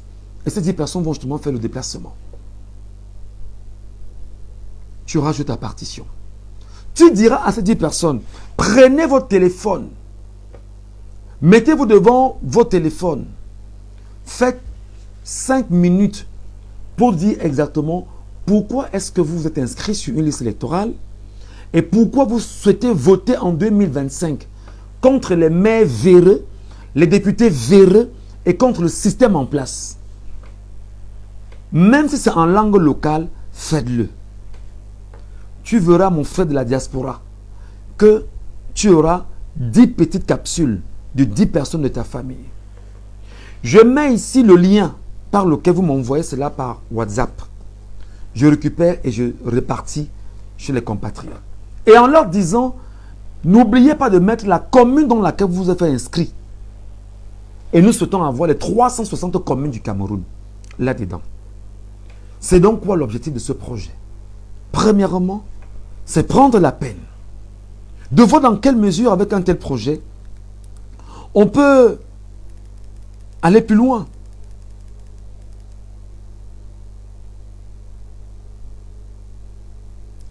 Avec un tel projet, on peut aller plus loin. Parce que l'ensemble des images que vous allez m'envoyer, ce sont les images que nous allons préparer, avec lesquelles nous allons battre la campagne en 2025. Imaginez-vous que j'ai une base de données de 2000 ou 4000 ou 10 000 images des Camerounais qui me les ont envoyées en me disant « Je vais m'inscrire sur une liste électorale. Voici les raisons pour lesquelles je me suis inscrit. Et voici les raisons pour lesquelles je vais voter en 2025. » Chers compatriotes, la guerre c'est le plan. Écrivez en commentaire, la guerre c'est le plan. Écrivez en commentaire, la guerre c'est le plan. Écrivez en commentaire, la guerre c'est le plan. Écrivez en commentaire, la guerre c'est le plan. La guerre c'est le plan. Écrivez en commentaire. Écrivez en commentaire, la guerre c'est le plan, s'il vous plaît. Écrivez en commentaire, la guerre c'est le plan. Donc toi qui es dans la diaspora, toi qu'on a frustré en t'empêchant d'aller t'inscrire bonnement sur une liste électorale, dans ton ambassade, en t'imposant d'avoir ce qu'on appelle une carte de résident que tu n'as pas, ou que tu ne peux même pas donner en leur rappelant que la loi ne demande pas ça, et t'impose ça, au point même de te dire, si tu ne donnes pas ça, nous montrer même les bulletins de paye de ton loyer, écris-moi en commentaire, la guerre c'est le plan. La guerre c'est le plan. La guerre c'est le plan. Écris en commentaire. La guerre c'est le plan. Donc toi qui es là-bas, rassemble-moi 10 personnes ici. Que les 10 personnes d'abord aillent s'inscrire premièrement. Que les 10 personnes me fassent des capsules vidéo. Bonjour, je m'appelle Tantampion. J'ai 22 ans. J'ai choisi de m'inscrire sur une liste électorale parce que je suis en âge de voter. Et je dois décider de l'avenir de mon pays. Parce que en tant que citoyen, il faut le faire. Il rappelle bien sûr aux Camerounais ce que c'est qu'être un citoyen. Maintenant, je vais voter en 2025 parce que il énumère les raisons, raison sur raison, raison sur raison, et raison sur raison. Et il s'arrange à ce que ça fasse maximum 5 minutes. Et il prend donc son récépissé du mois de juin, du mois de juillet, du mois d'août, et il va trouver le moyen de renforcer la communication en me disant, je me suis fait inscrire au mois de juin dans la commune de telle. Et lorsque je reçois, parce que c'est moi qui reçois, lorsque je reçois, je dispatche. D'ailleurs, je ne passe ma journée qu'à faire ça. Je reçois, je dispatche. Partagez le live, les amis, partagez le direct. Ce que je vous dis est d'une importance incroyable. Vous ne pouvez pas, on ne peut pas jouer comme ça. Dites-vous que vous êtes 2 millions de Camerounais à mobiliser chacun 10 Camerounais au Cameroun. Ici, ça fera 20 millions de Camerounais que vous aurez mobilisés, mes chers compatriotes. 20 millions. Et ça fera combien d'images? 20 millions d'images de Camerounais qu'on aura rassemblées. Même s'il y a seulement 100 000 images, c'est largement suffisant. Même s'il y a seulement 100 000, c'est largement suffisant. Et dans cette logique, effectivement, qu'est-ce que nous faisons? Nous disons donc que c'est avec ces images-là que nous allons intensifier la campagne. Je veux dire, la campagne électorale de 2025. Dites justement aux Français que les Camerounais réfléchissent. Dites aux Français que nous, peuple d'aujourd'hui, nous là, nous on réfléchit. Et nous sommes une génération active, loin d'être consciente. Merci à Claudicia qui le disait hier, génération consciente. Nous sommes aujourd'hui, au-delà d'être consciente, nous sommes une génération active. Dans ce projet, mes chers compatriotes, on trouvera justement le moyen d'intensifier la communication. En disant aux Camerounais, va te battre à trouver d'abord une moto que les Camerounais de la diaspora distribuent aux Camerounais. Arrêtez de dire on va faire comment. Arrêtez de dire je vais faire comment. On va faire comment. Il faut faire quelque chose. Il faut faire quelque chose. Il faut s'engager. Moi je suis en Libye et je ne sais même pas comment sortir. Mais oh là là, attendez un peu. Monsieur, moi je suis en Libye et je ne sais même pas comment sortir de là. Mais j'ai pris pour votre combat. Porte vraiment renaissance positive pour le Cameroun.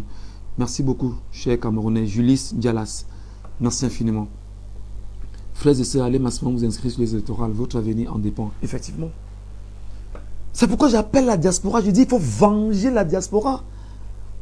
Partagez ce message à mes compatriotes de toutes les diasporas. Quand le projet est arrivé sur la table des réseaux sociaux, des gens se sont rendus compte que c'était tellement beau. Que, mais dis donc, ce que ce gars est en train de dire peut révolutionner le système. Qu'est-ce qu'on fait donc? On prend des gens comme l'idiot, excusez-moi du terme, qui écument les réseaux sociaux aujourd'hui, qui se passait pour un professeur d'histoire, un enseignant d'histoire-géographie. On lui dit, bon, les gars, va à la chasse de ce gars, attaque-le, trouve le moyen de pouvoir mettre à main son projet, que son projet ne serve à rien, montre aux gens que c'est de l'arnaque et tout, et arrange-toi avec ton armée de renforcer ce narratif pour que les gens ne puissent pas adhérer à son projet. Mais je leur dis encore ce soir, c'est peine perdue. Parce que je vais mobiliser 2 millions de Camerounais et ils vont donner. Ils vont donner. Je vais mobiliser. Je m'appelle Michel Ngachou. Je vais mobiliser et ils vont donner. Je vais mobiliser et ils vont donner. Et ils vont donner et ils vont partager ces motos camerounais. Et le tirage au sort va se faire. D'ailleurs, je voudrais remercier un compatriote camerounais qui vit au Canada, qui m'a appelé hier, avant-hier. Et en ce moment, on est en train de travailler sur un studio. Le studio va nous permettre en fait d'être le studio dans lequel on fera bien évidemment ce travail qui se veut professionnel. Merci beaucoup à toi, compatriote qui vit au Canada et qui a été sensible à cet appel. Je vais mobiliser 2 millions de Camerounais. Et écrivez, hein? Écrivez que Michel Ngachou dit qu'il va mobiliser 2 millions de Camerounais qui lui donneront chacun 200 francs. Parce qu'ils estiment qu'ils sont 2 millions hors du Cameroun. Ça fera donc 400 millions, les amis. Si vous achetez les motos 180 millions x 2, ça fait combien? vous voyez que le reste ne servira simplement qu'à produire et à faire tourner les équipes qui travaillent autour. Ce projet en même temps permettra que, mes chers compatriotes, que vous soyez en alerte permanemment. Que nous sachions que les 2 millions de Camerounais qui sont hors du Cameroun, ce qui est curieux, c'est que je parle comme ça, on est 27 en train de regarder. Mais je vais quand même parler, je vais quand même dire, parce que c'est terrible que l'on soit en train de se battre pour un peuple et que les gens ne partagent pas pour qu'on soit 2 000, 3 000, 4 000, 10 000, 20 000 à être là, à regarder.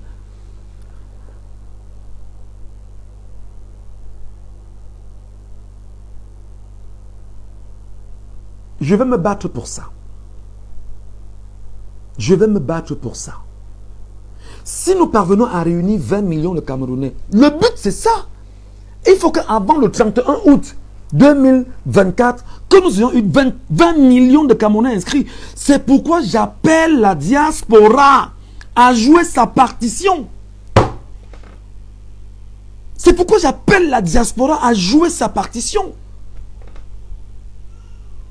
C'est pourquoi je dis à la diaspora que ne vous laissez pas embobiner par les affaires de football. Vous êtes dans la diaspora, vous n'avez pas. Vous avez la double nationalité. Vous ne pouvez même pas voter. Même vous inscrire, on vous dira que non, vraiment tu es inéligible, tu ne peux pas, vraiment non, on ne veut pas. Vous êtes écarté de facto. On vous a frustré. On vous a frustré. Il faut donc rester tranquille, se taire, regarder, dire ben non, à défaut de ça, je vais aller discuter sur le football et tout. Le football t'a déjà donné quoi, mon frère? Le football t'a déjà donné quoi? Dis-moi ça en commentaire. Le football a déjà construit quoi dans ta vie? C'est pourquoi, excusez-moi, j'ai mes aînés professionnels, je ne vais pas citer les noms, mais ils peuvent se reconnaître. Je suis très mal de savoir que les aînés professionnels, peut-être par ignorance, jouent un jeu d'amplification de la distraction sans le savoir. J'aurais voulu que les aînés professionnels qui connaissent mieux le football, qui sont proches de certaines anciennes gloires du football, avec le respect que je dois à mes aînés, hein, vraiment. Il ne faut pas qu'on dise que Michel Ngachoua, non, je ne veux pas. Mes aînés professionnels, là, je parle en baissant la tête pour qu'ils sachent que nous, au Cameroun, nous, on respecte nos aînés. Mes aînés professionnels, vous vous connaissez, vous vous reconnaissez. Il y a un qui est en train de faire son live aussi en ce moment. Papa. Je dis papa, ne dis pas grand frère, papa. Parce que tu es notre père. Je me souviens des combats que tu as menés au Cameroun avant d'être où tu es. Je parle en baissant la tête. Parce que je veux que tu comprennes que je te respecte. Parce que tu es un père pour nous. J'ai l'impression, au risque de me tromper, je peux me tromper parce que tu ne m'en voudras pas de me tromper. Papa, j'ai l'impression que tu es en train de jouer, peut-être par ignorance, le jeu de ceux qui veulent que tu amplifies la distraction des Camerounais par les guéguerres qui se situent en ce moment entre la Fédération camerounaise de football et l'Africa Foot. Je te demande en tant que fils, s'il te plaît papa, je comprends tout ce qui peut t'animer. Je suis très mal pour te donner des leçons parce qu'on nous apprend en Afrique qu'un enfant écoute ses parents. Un enfant écoute ses aînés. Un enfant suit la trajectoire que ses pères ont tracée.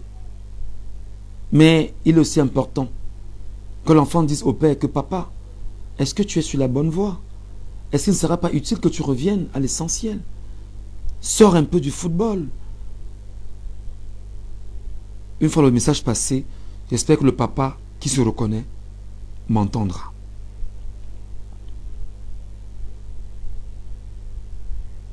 Je supplie. Attendez, hein.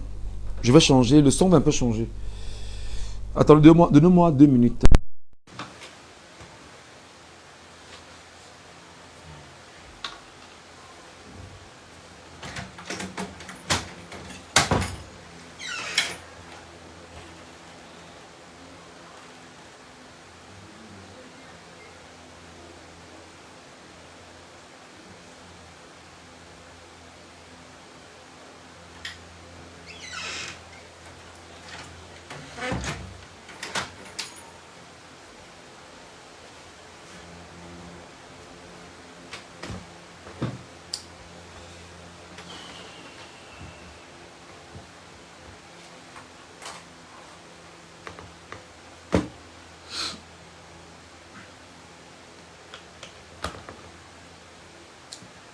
je suis à 2%.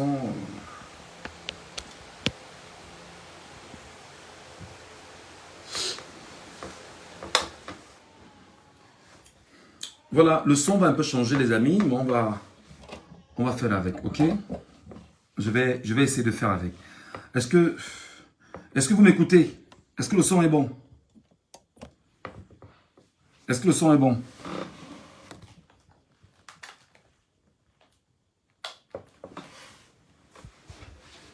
Est-ce que le son est bon, les amis? Est-ce que le son est bon? Est-ce que le son est bon? Dites-moi, s'il vous plaît. D'accord, merci beaucoup. J'étais en train de supplier mon papa. J'étais en train de le supplier en disant que papa, s'il te plaît, papa, s'il te plaît,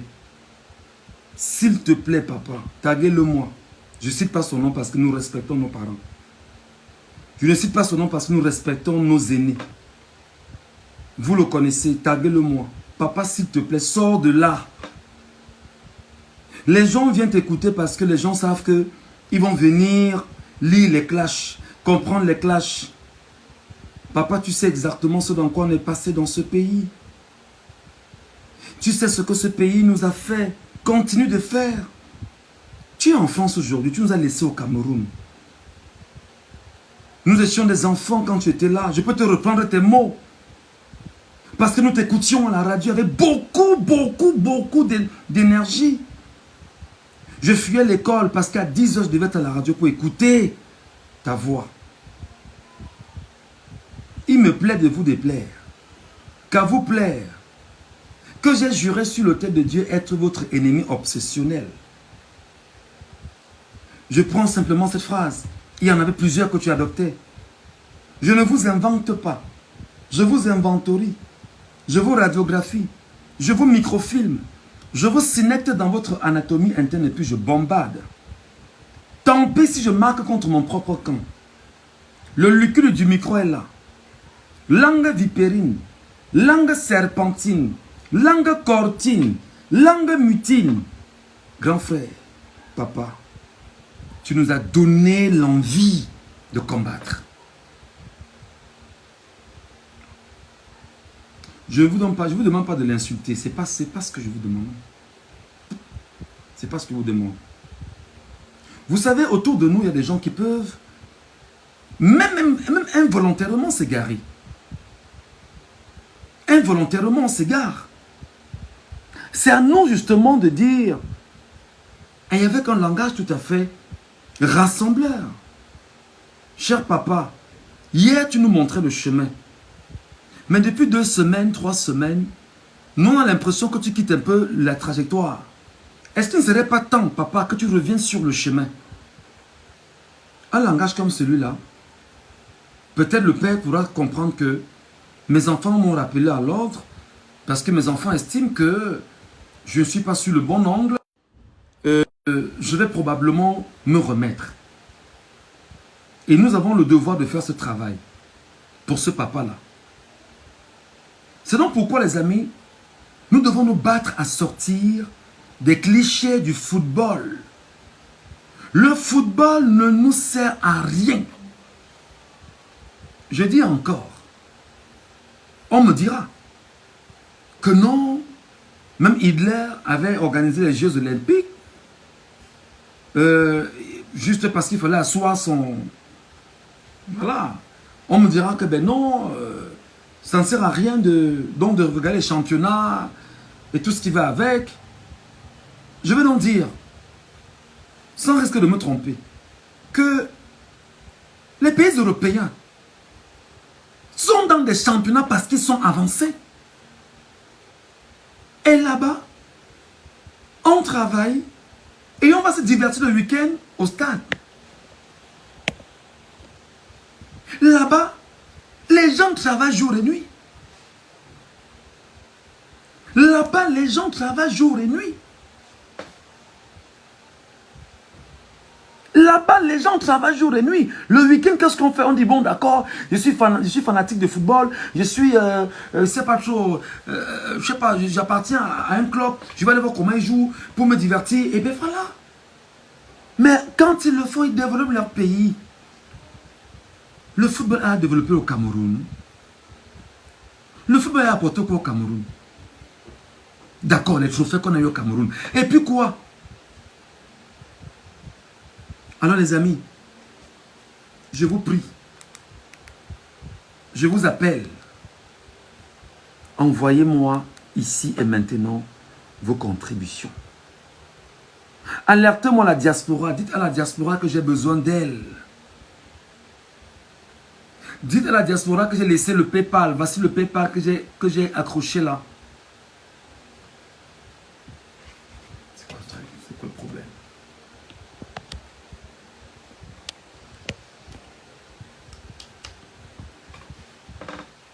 Voici le PayPal que j'ai accroché ici. Voici les numéros que j'ai laissés là. Chers Camerounais des diasporas.